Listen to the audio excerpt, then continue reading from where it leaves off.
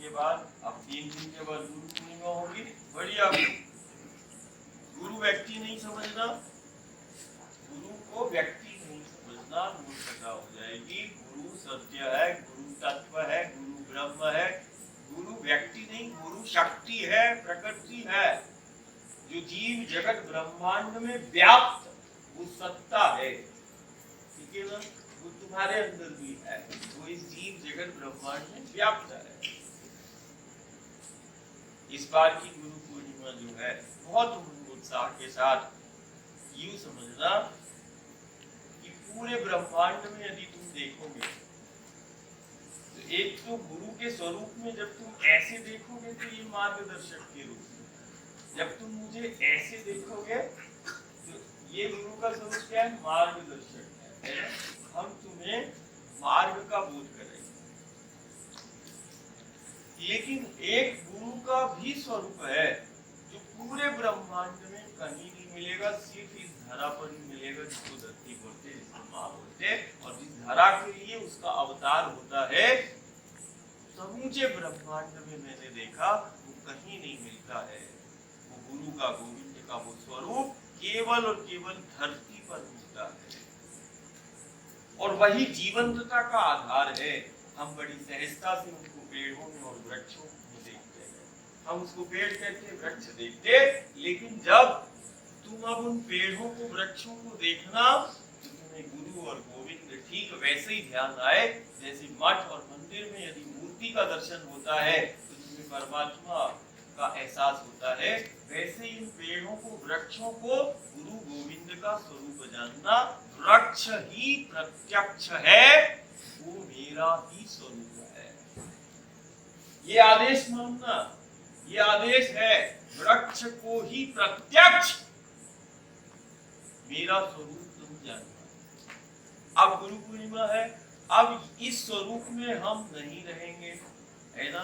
तो कौन से स्वरूप का तुम्हें पूजन करना है? वृक्ष स्वरूप।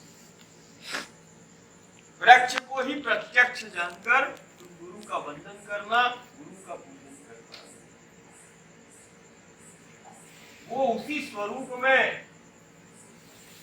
वो जीवन शक्ति को भी धारण करता है, और वो प्राण शक्ति का भी वो संचार वो करता है।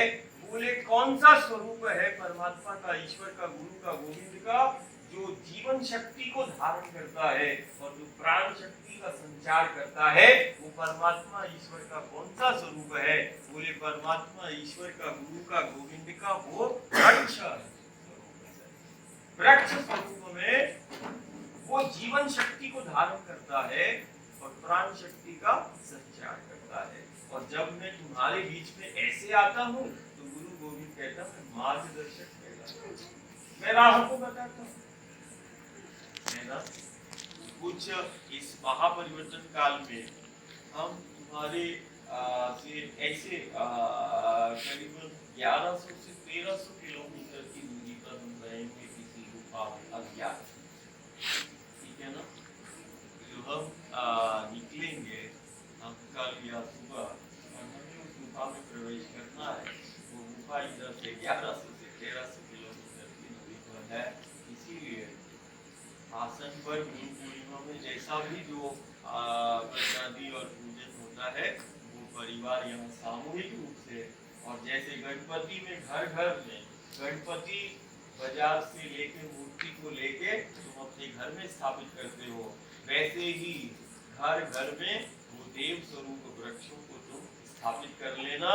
जैसे कि गणपति में गणपति को रखते हो, वैसे गुरु पूर्णिमा में वो गुरु स्वरूप वृक्षों को तुम अपने घर पर रख लेना, द्वार को सजा लेना, और सामूहिक रूप से जहाँ जहाँ आसन है उधर सामूहिक रूप से जैसा चला आ रहा है वैसे तुम अपने स्थान पर, गांव में, नगर में तुम्हें वैसा करना है।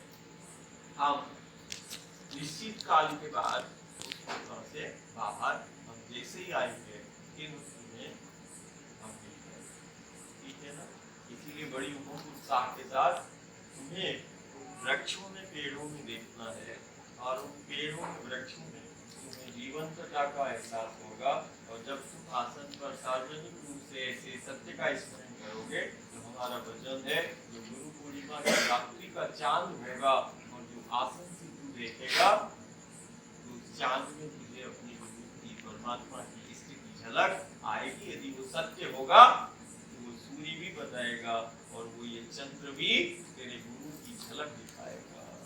ये हमारा मतलब है, हम यही मिलेंगे।